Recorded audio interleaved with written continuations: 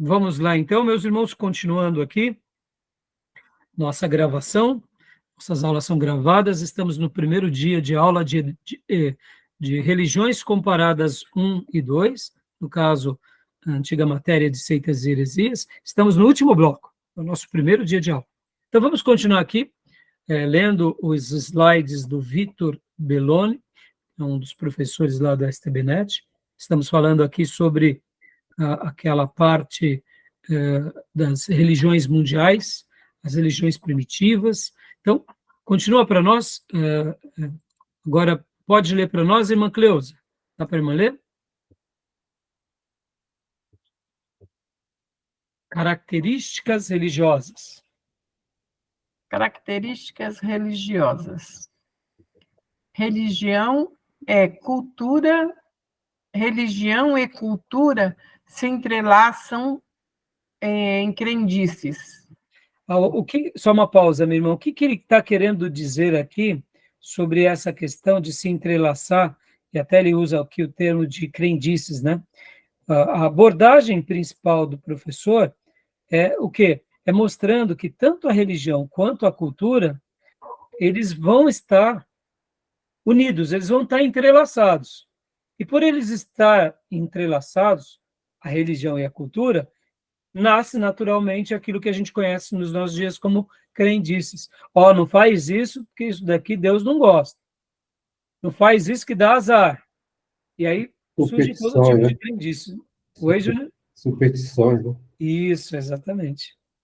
Então, pode continuar lendo para nós, minha irmã? Ausência de instituições e monumento dos civilizados. Ou seja, a questão das instituições não era uma coisa tão importante, até porque o que se priorizava, né, na maioria dessas nações onde estavam as religiões primitivas era o reino, era o palácio. E, naturalmente, era a religião oficial que pontuava e norteava as tomadas de decisões do rei e de toda atitude política e bélica, né, daquele reino. Então, não haviam tantas instituições. Algumas dessas civilizações, como é no caso da Grécia, tinham faculdades, tinham as bibliotecas, aí tinham os teatros, mas ali já eram lugares, vamos dizer assim, de cultura, né? Mas, na grande maioria dos lugares, as instituições não eram algo tão priorizado, né? Continua para nós, minha irmã? Animista. Todo objeto tem espírito. O que é o animista, né, irmãos? É a ideia de que todas as coisas, incluindo pessoas, animais, características geográficas, fenômenos naturais e objetos inanimados, possuem um espírito que Natureza, né? os conecta uns com os outros. Aquela Natureza. ideia do Avatar, está tudo conectado. Natureza, né? A natureza está conectada conosco, é um só espírito, é a Mãe Terra, dando essa ideia, né, meia mística, tá bom? Continua para nós. Então, isso fazia característica nas religiões primitivas. Necrolatria.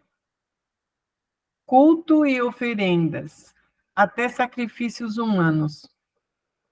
A palavra, né, necrolatria também tem a ver o quê? Com essa questão do culto, né? Aos antepassados e toda essa questão de relacionamento voltado a essas questões de adorações e oferendas feitas aos mortos, né? Isso. Continua, minha irmã? Totemismo. Objetos, símbolos, sacrifícios, estabelecer comunhão. O totemismo, podem ver que essa palavra é uma palavra um pouco diferente, mas percebam que, lembram de totem? O totem, um totem? Sim. Então, o que era um totem, né, irmãos?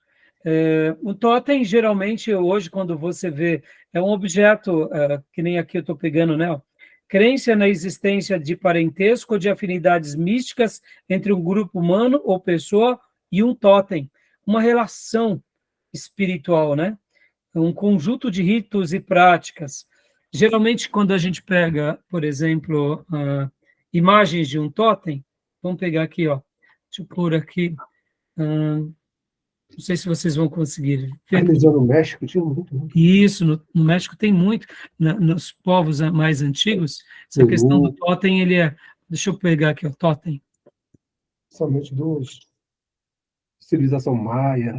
e isso é, onde está imagens de totem. Aqui. Deixa eu compartilhar aqui com vocês.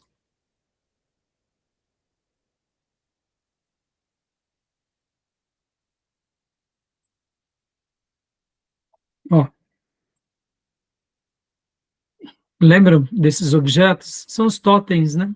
Uhum. Então, totemismo tem a ver com isso.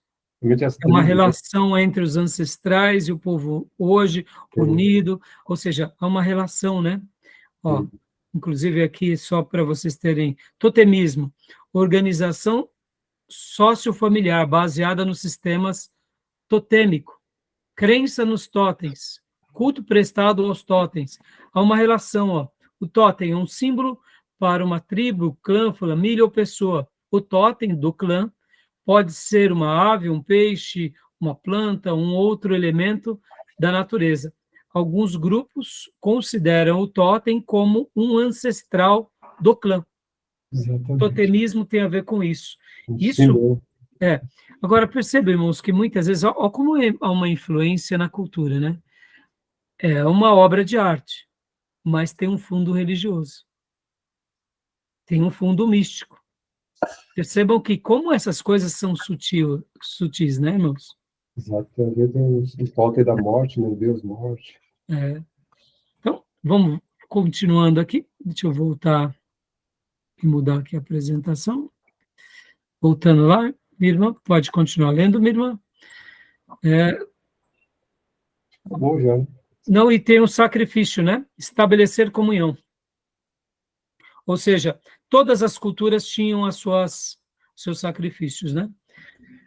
Continua agora, Júnior, para nós, definições. Religiões Isso. antigas. Ok. Civilização, do latim civitas, que significa cidade, cultura das cidades, centro urbano e o campo, mas todos cultuando no centro e falando a mesma língua. Exemplo, Egito, Mesopotâmia, Grécia e Roma. Você pode perceber que uma civilização diretamente está ligada à sua religião, e diretamente essa religião ela acaba sendo um centro, onde todos derivam todas as suas atitudes para os cultos aos deuses, que por essa razão tomam as suas decisões. E aí, lembra que há pouco, na aula anterior, eu tinha mencionado sobre as autoridades e sobre as forças? Percebe, irmãos, como isso é interessante, como isso é forte. Características sociais, leia para nós, Júnior. Necessidade de centros administrativos e de controle. Lavoura e pecuária em larga escala. Fusão de cidade-estado sob a mesma nação. Desenvolvimento da escrita e registro da história. Filosofia em substituição à religião. Aqui nos faz lembrar muito os cananeus. Olha como é forte essa questão sociológica, cultural. Mesmo o povo de Deus conquistando Canaã, havia uma expressão poderosa que, ao longo das décadas e séculos, faziam com que os próprios conquistadores voltassem às práticas da velha religião. Por quê? Porque há uma característica, um envolvimento cultural, religioso, social, e em algum momento, por algum motivo, principalmente a gente sabe que no caso aqui era o culto a Baal, que era conhecido como o deus da prosperidade, e a Será, a deusa da fertilidade. E então os filhos de Deus voltaram a práticas que Deus tinha dito que eram abomináveis. Percebam, meus irmãos, como isso é forte. como a gente tem que tomar cuidado, como há uma força no mundo antigo e no mundo presente. E é por isso que a Bíblia vai falar que o mundo jaz no maligno.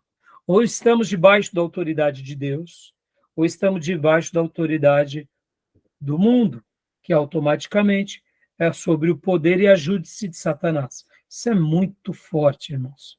Muito forte. Continua para nós, Júlio? Já estamos quase terminando. Religião e economia se entrelaçam. Deuses da fertilidade. No caso, como eu acabo de mencionar sobre Baal, e aí a gente vai para todas as religiões, dos romanos, dos gregos, dos Sim. egípcios, né? Continua para a gente, por favor. Religião e política se entrelaçam. Agremiação de deuses de locais distintos. Aqui, mais uma vez, a religião e a política se entrelaçam. Isso daqui. Agora, lembra quando Deus tinha dito, olha, eu não quero que vocês, meu povo, tenham um rei. Eu serei o vosso rei. O que Deus estava dizendo para Israel ali no contexto de Samuel, antes da monarquia? O que vocês acham nas entrelinhas que Deus estava dizendo para Israel? Ele queria ser o rei deles. Sim, mas vamos dizer assim, Júnior. Ele não queria interferências entre ele e o seu povo. Sim, mas vamos aqui usar o termo, né? Ele não queria interferência política. Porque já que a teocracia é uma lei que vem de Deus, e Deus queria ser o rei, e ele separou aquele povo para ser o que? Um povo sacerdotal. Percebam, Política Deus divina, né? separa um homem, e esse homem faz dele uma nação sacerdotal. Logo, Israel, no momento em que ela se envereda para caminhos políticos, ela pega um atalho. E aí? Será que hoje nós, como Igreja do Deus Vivo, quando também nos entrelaçamos com a política, estamos pegando atalho? Pensem nisso. Podem ver que Jesus, ele poderia ter ali, naquele momento em que ele passou nessa terra, ter deixado um viés político, mas ele deixou um viés o quê? Teocrático. Pronto. Então, perceba, nós não seremos apolíticos, mas nós teremos a nossa teocracia sobre as políticas ou sobre os costumes em que Deus nos permite viver. Mas perceba, irmãos, isso aqui é muito perigoso, porque assim também foi no passado. E eu pergunto, na história do cristianismo, nesses 2000 anos, quando a igreja se torna uma instituição, uma corporação, ou ela se envereda para caminhos políticos, ela mais ganhou ou mais perdeu? Ela mais se aperfeiçoou de Deus ou ela se enfeiou? Ela se purificou ou ela se sujou? E aí? Interessante, não, irmãos? Vocês entendem porque os nossos irmãos reformados e os nossos irmãos mais históricos, eles vão ter uma aversão, e essa aversão, ela não nasce agora, ela nasce no coração de Deus, quando já disse para o próprio Samuel, Samuel, eles não estão te desprezando, é a mim. No máximo que eu elegi sobre o meu povo foi juízes, que legislassem a partir da minha lei, já que vocês são sacerdotais. Mas é aí onde a gente pega os nossos atalhos, né? Percebam, Deus cria um caminho, e a igreja vai criando seus atalhos. Isso é perigoso, irmãos. Continua, Júnior, por gentileza. Querem fazer algum comentário, meus irmãos, sobre isso? Ali no Parque Max Pfeffer, Parque Max Pfeffer, tem alguns avatares lá e algumas imagens parecido com esse tipo de totens aí que o senhor mostrou. Eles trazem referência a Zumbi dos Palmares, né? E a toda a cultura, assim, daquelas pessoas que vieram, assim, uma apologia, né? Na verdade, querem fazer lembrança da escravidão, né? Mas parece, assim, que tem um pano de fundo meio que do candomblé, dessas religiões, né? Parece que fica meio assim, a amostra é esse pano de fundo que eles querem trazer à mente das pessoas. E sempre, né, Gil, é sempre com uma roupagem bonita, sem muito envolvimento, Isso, e quando exatamente. você vai ver, não tem problema, mas quando você vai ver, você já está ali dobrando os joelhinhos para outras coisas. Exatamente. Por isso que eu falei ter convicção, ser convicto, mas ao mesmo tempo regado de compaixão e clareza. Saber debater sem agredir, saber se posicionar sem vociferar, ou seja, é uma linha muito tênue. Né? Saber o que é cultura, mas ao mesmo tempo que é uma cultura que tem um paganismo enrustido por trás, porque vocês lembram, irmãos, que Paulo, quando ele fala sobre os ídolos, ele faz uma recomendação bem curiosa sobre aquilo que está atrás dos ídolos. É muito interessante essa questão, né? Então, continua para nós, Júnior. Instituições e grandes monumentos, né? Animismo e totemismo permanece. Sacrifício, devoção e intelectualidade para estabelecer comunhão. Ou seja, né, tudo que a gente há pouco viu, e nós sabemos o quanto essas coisas elas estão envolvidas. De uma forma ou de outra, o animismo e o totemismo permanecem. De uma forma intelectual, de uma forma indireta, emocional, e as pessoas continuam nesses credos, né? Vamos lá, para a gente concluir. Maísa, leia para nós, por gentileza. Conclusão. Comparando as religiões mundiais atuais com as primitivas e antigas. Tem pontos em comum com as primitivas. Tem pontos em comum com as antigas. São superiores às primitivas e antigas? Moralmente superiores. Então, aqui ele faz uma conclusão, né, sobre esse ponto. O que vocês acham dessas afirmações, irmãos? Tem a ver ou não? Tem pontos comuns? Sim. Né? Temos essa característica de se sentir um pouco melhores, né? Mas, ao mesmo tempo, a gente nota que, aparentemente, moralmente superiores, mas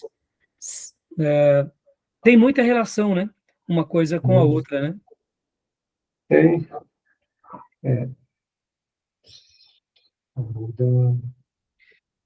Tranquilo, meus irmãos? Queria ler com vocês aqui o texto de Coríntios, que fala sobre aqueles que... a questão dos ídolos. Vocês se lembram que Paulo ele faz uma recomendação sobre essa questão? Sobre se abster dos ídolos. Isso, mas não é só sobre se abster dos ídolos. Os ídolos são nada, né? As coisas sacrificadas aos ídolos. É um texto que Paulo ele faz uma recomendação, mostrando lá em Coríntios sobre o que está atrás dos ídolos.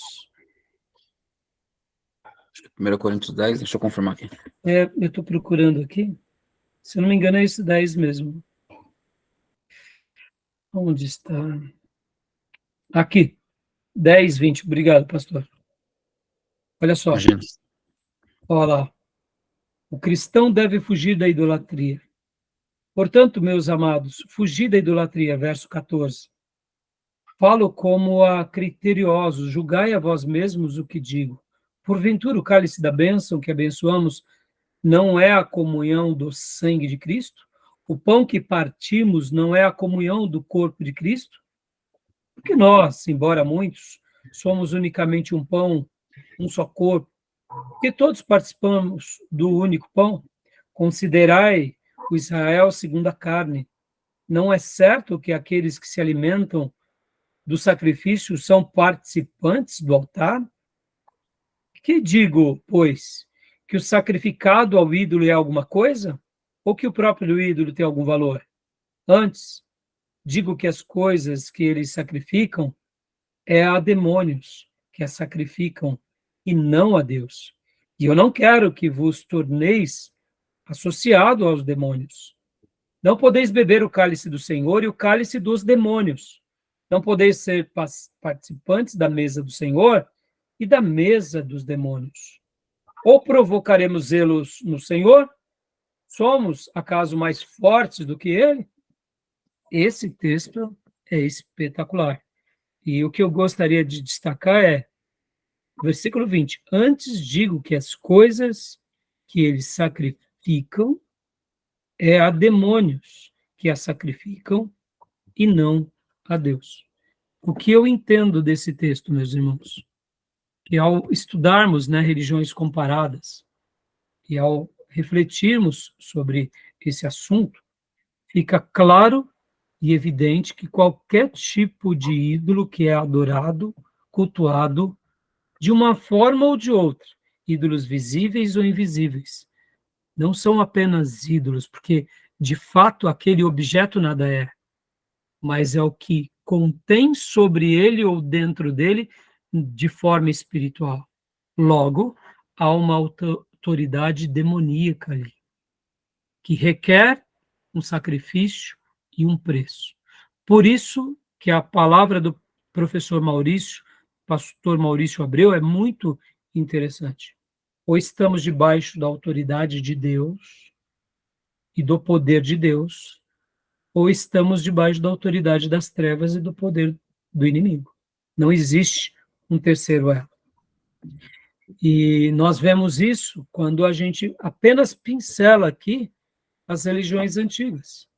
Porque, para eu concluir essa primeira parte da aula de hoje, quando nós estudamos um pouco mais sobre as religiões, nós vemos que todas elas saem do monoteísmo e ali surgem os outros deuses, e que esses deuses começam a pedir agora sacrifícios e adoração para si, para que por meio desses atos e dessas devoções possa abençoar aquele povo, e ali vem uma história sendo escrita. Ou seja, forças do mal enganando civilizações. Que Deus nos ajude nessa caminhada. Tá bom, meus irmãos? Amém. Amém? Alguma pergunta, Amém. algum acréscimo, alguma dúvida? Não? Tranquilo. Tranquilo, né? Então, terminamos aqui nosso primeiro bloco e, então, joia, vamos então agora ler bastante, porque as leituras vão ser muito determinantes nesse período. Já vou encaminhar agora para vocês no canal, antes que eu me esqueça, a apostila do Paulo Pescador, e aí vamos estar trabalhando nessa temática. Ok. Tudo que for útil, coloque nos nossos grupos, e todas as dúvidas e perguntas, coloquem lá no nosso grupo, e que Deus nos ajude. Tá bom? Ok. Beleza, meus irmãos? Shalom. Fechado? Fechado. Então, noite a boa todos. noite a todos e um excelente final de semana, meus irmãos. Boa noite. Boa Obrigado. Bom semana. descanso, bom final de semana a todos. Amém. Boa noite para todos. Boa noite.